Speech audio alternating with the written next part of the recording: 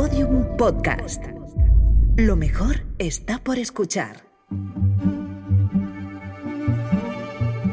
En la pensión Canarias, en la calle Olavarría al 1600, en el barrio de Barracas, en Buenos Aires, hace años que se alojan durante largas temporadas personas en situación precaria.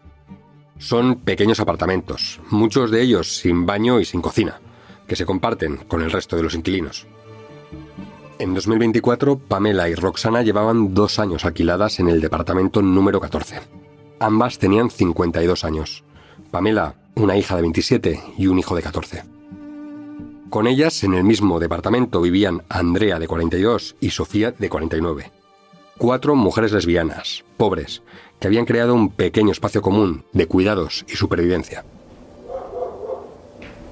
En el mismo edificio vivía también desde hacía varios años Justo Fernando Barrientos, un hombre de 67 años divorciado tras varios problemas de adicción al juego. Hincha del Boca, hablador, vehemente. Contaba su vida a todo aquel que se parase unos segundos a escucharle, y ni siquiera se ahorraba manifestar en público sus prejuicios, sus odios. Barrientos nunca vio con buenos ojos a sus vecinas. Les dedicaba insultos de todo tipo, la mayoría por su orientación sexual.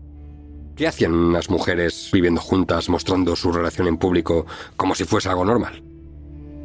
Les llamaba engendros, tortas, gordas, sucias. Y según varios testigos, incluso las había amenazado de muerte. Un vecino contó que antes ya había estado acosando a otro inquilino homosexual, que acabó marchándose. Proclamado presidente de la República Argentina, el ciudadano Javier Gerardo Milei. En 2024, el clima político del país estaba realmente agitado. Hacía pocos meses que el ultraderechista Javier Milei había ganado las elecciones. A la izquierda, nada. A los zurdos de mierda, nada. La agresividad y la normalización de los discursos de odio en la política y en el debate público, no solo en Argentina, sino en todo el mundo, con el auge de las extremas derechas, envalentonaba a todos esos machistas y homófobos, a todos esos machos que, como Barrientos, estaban hartos de tanto feminismo. De tanta feminista osada que se atrevía a cuestionarlo todo. De tanta lesbiana, gay o transexual que no tenía vergüenza en exhibir sus desviaciones en público, como sus vecinas. Crímenes de odio, una producción original de Podium Podcast. Episodio 3. Lesbicidio en Buenos Aires. El domingo 6 de mayo de 2024, poco antes de medianoche, el odio que Barrientos había manifestado públicamente hacia sus vecinas fue un paso más allá. De la palabra se pasó a la acción. Barrientos abrió la puerta del departamento 14. Roció con líquido inflamable la habitación donde se alojaban las 4 mujeres y les prendió fuego.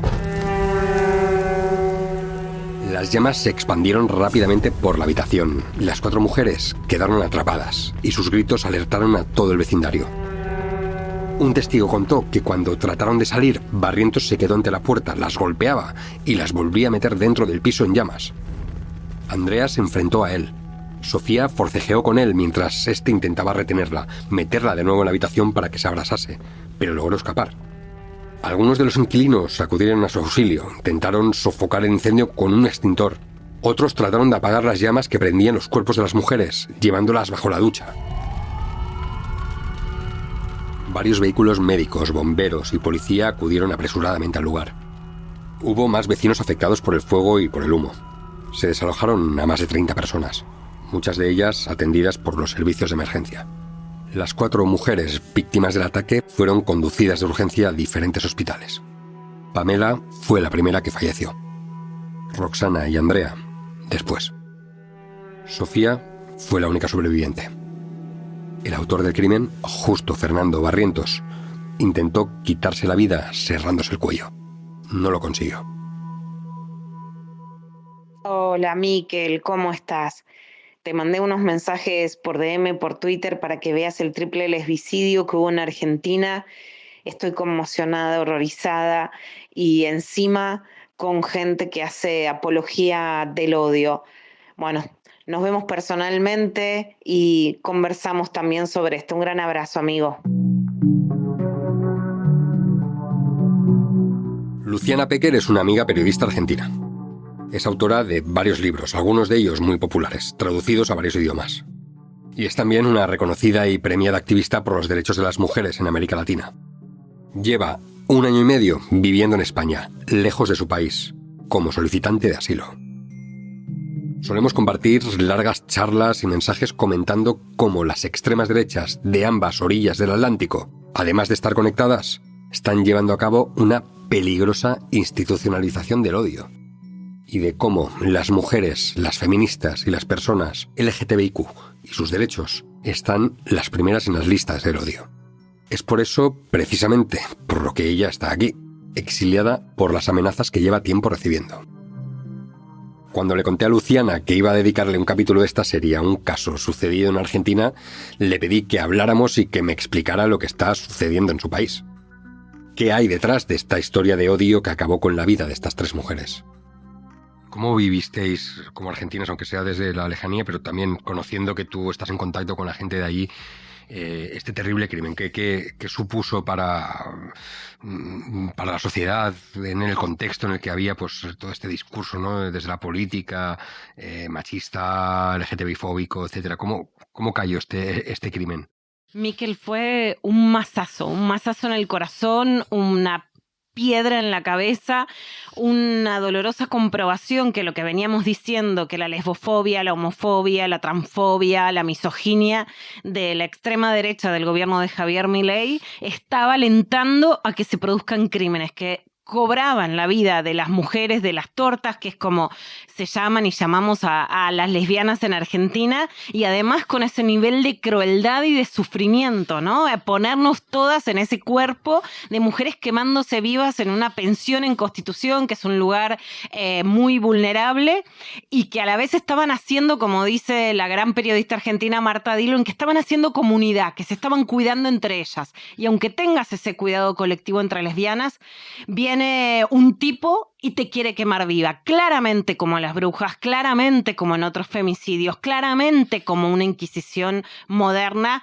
queriendo quemar, hacer sufrir, destrozar, eliminar los cuerpos de las mujeres que no pueden disciplinar a través de la violación, del acoso. Si vos no querés ser mía, no querés ser deseable, si a vos yo no te gusto, yo te voy a eliminar. Y eso no nacía solo, sino que nace de este discurso de odio. Al día siguiente del crimen, tras correr las primeras informaciones, unas 200 personas se concentraron en la Plaza Colombia de Buenos Aires, en el mismo barrio de Barracas, donde habían sucedido los hechos. Durante los días posteriores se confirmó el fallecimiento de Andrea, que había estado hospitalizada luchando contra la muerte. La tristeza y la indignación se viralizaron en redes. En los debates públicos se discutía si el crimen había sido por ser lesbianas, sobre la relación entre los discursos y los crímenes de odio. Si el gobierno y sus seguidores, con sus políticas y con sus discursos, estaban poniendo en la diana a estos colectivos. El gobierno lamentó y condenó los hechos, pero trató de negar el odio lesbofóbico que lo había motivado. En una rueda de prensa, el portavoz del gobierno, Manuel Adorni, justificaba así su oposición a reconocerlo. Me parece muy injusto solo hablar de este episodio cuando la violencia es algo mucho más abarcativo que simplemente una cuestión contra un determinado colectivo, y hay mucha gente que lo sufre y muchas mujeres y hombres que sufren violencia y que no son cosas que no pueden seguir pasando. La verdad es que a mí no me gusta definirlo como un atentado a determinado colectivo, a determinada. La verdad es que está mal, y es terrible y es repudiable, sea contra quien sea. Para el gobierno de Javier Milei, el crimen de Barracas no fue un crimen de odio. No tuvo nada que ver con los prejuicios que el autor del ataque manifestaba abiertamente hacia la orientación sexual de las 4 mujeres a las que amenazó y después asesinó. Negar las discriminaciones y violencias históricas y estructurales como el machismo, el racismo o la LGTBI-fobia es una estrategia compartida por todas las extremas derechas en todo el mundo. Negar que haya colectivos en situación de vulnerabilidad sirve para negar cualquier política que trate de corregir esa desigualdad, que proteja la dignidad de todas las personas por igual y revertir esas relaciones de poder que perpetúan determinados privilegios. Sin embargo, el Observatorio Argentino de Crímenes de Odio LGTB+, destacó un aumento de este tipo de delitos en los últimos años, coincidiendo con el auge de la extrema derecha y sus discursos de odio cada vez más beligerantes. Sin ir más lejos, el biógrafo del presidente Milei, Nicolás Márquez, uno de los mayores defensores y propagandistas del gobierno, manifestó que cuando el Estado promueve, incentiva y financia la homosexualidad, está incentivando una conducta autodestructiva. En una entrevista en el diario El País, Márquez se opuso a que las parejas homosexuales adopten, alertando de las supuestas secuelas psicológicas sobre los niños. Dijo que estos tenían una mayor tasa de intentos de suicidio, tendencia a la homosexualidad en un porcentaje más alto y a la drogadicción. Cuando Andrea, una de las víctimas del ataque, todavía se debatía entre la vida y la muerte, Márquez había publicado en sus redes sociales el siguiente tuit: "No te hagas lesbiana y así no te matan. Buen motivo para reivindicar la heterosexualidad". Meses después del crimen, el gobierno de Javier Milei anunció que recortaba fondos y prestaciones del Programa Estatal de Atención a las Víctimas de Violencia Machista. Meses más tarde, el propio ministro de Justicia, Mariano Cuneo Libarona, manifestó lo siguiente en el Congreso: "Nosotros rechazamos la diversidad de identidades sexuales que no se alinean con la biología". El gobierno insistía en negar la palabra lesbicidio y que el caso fuese un crimen de odio. Mientras, poco a poco iba desmantelando todas las estructuras y todas las políticas que habían supuesto un avance en materia de derechos. Cuando decimos lesbicidio, lo que estamos diciendo es que las mataron por ser lesbianas y también tiene una connotación amorosa. Las mataron por amar a quienes amaban y por no ser mujeres que quedaban marginadas aún en una situación económica precaria, sino que tenían quien las ame y quien las cuide. Y cuando decimos lesbicidio es que las matan porque se sostenían amorosamente en una comunidad que además no se reducía a la idea de pareja, como también cuenta en España Brigitte Vasallo y como cuenta Marta Dillon, sino que podían hacer una comunidad más allá de sus parejas. Cuando Manuel Adorni, vocero presidencial de Javier Milei, dice que no existe el femicidio, que no existe el lesbicidio, lo que niega es que esa violencia estructural no le pasa a cualquiera, le pasa a las mujeres por ser mujeres y le pasa a las lesbianas por ser lesbianas y por reinventar la idea de amor y de pasión. Cuando quieren reducir e igualar las violencias, lo que no hacen es ni prevenir esas muertes, sino que al contrario, las están fomentando y niegan la capacidad de amar y de cuidar de las mujeres. Los discursos de odio, la ofensiva de los miembros del gobierno contra la diversidad y la igualdad se incrementaba y se volvía cada vez más violenta, más cruel, más infame. El propio presidente Javier Milei llegó a relacionar la homosexualidad con la pedofilia en su discurso en el Foro Económico de Davos en enero de 2025. Llegamos incluso al punto de normalizar que en muchos países supuestamente civilizados, si uno mata a la mujer se llama femicidio y eso conlleva una pena más grave que si uno mata a un hombre solo por el sexo de la víctima, legalizando de hecho que la vida de una mujer vale más que la de un hombre.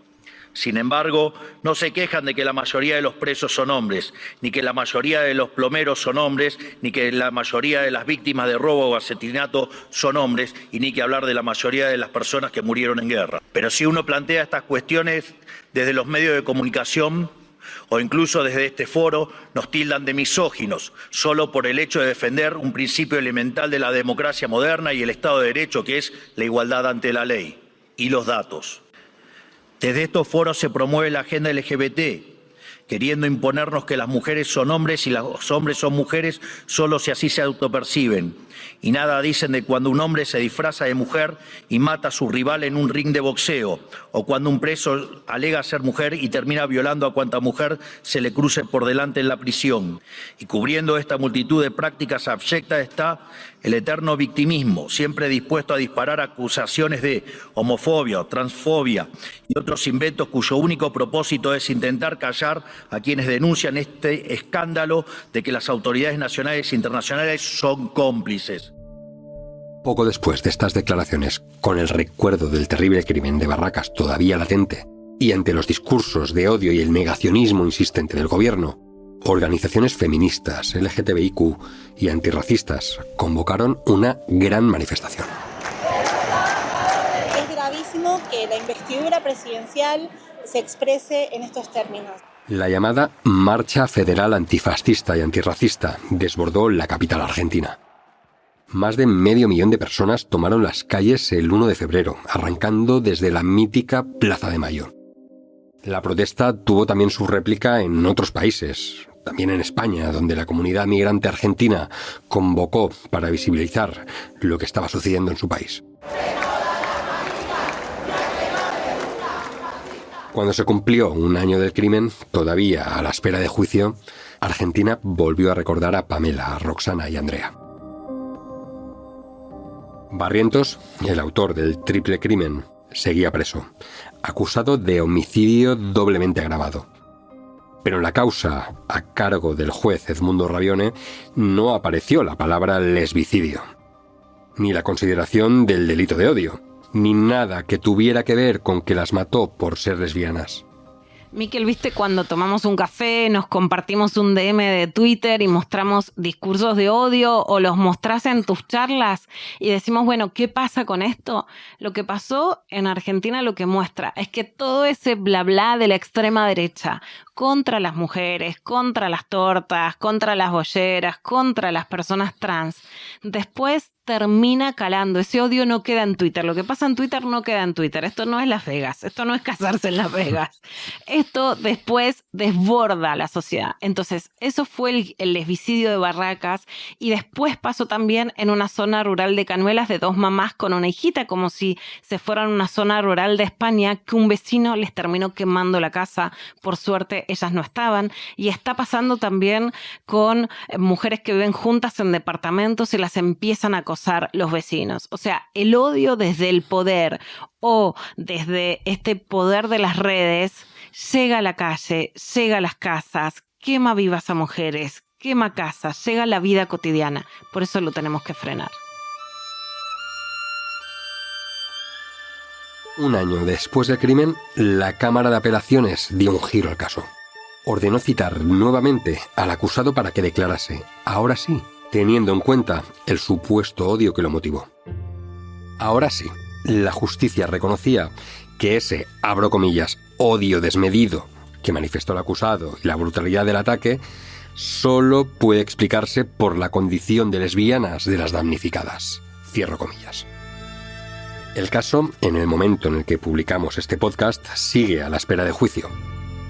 Los discursos de odio y la violencia contra las mujeres y las personas LGTBIQ continúan.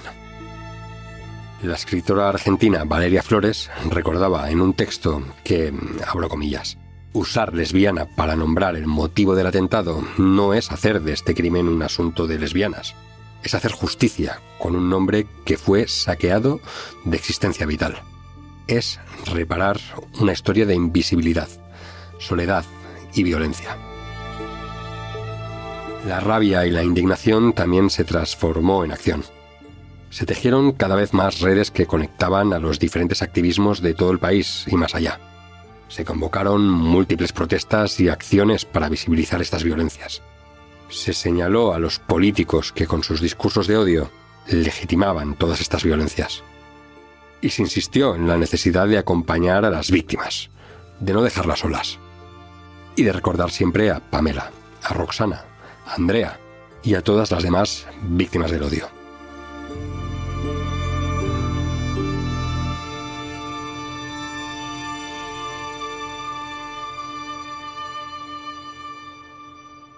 Crímenes de Odio es una producción original de Podium Podcast, escrito y narrado por Miquel Ramos.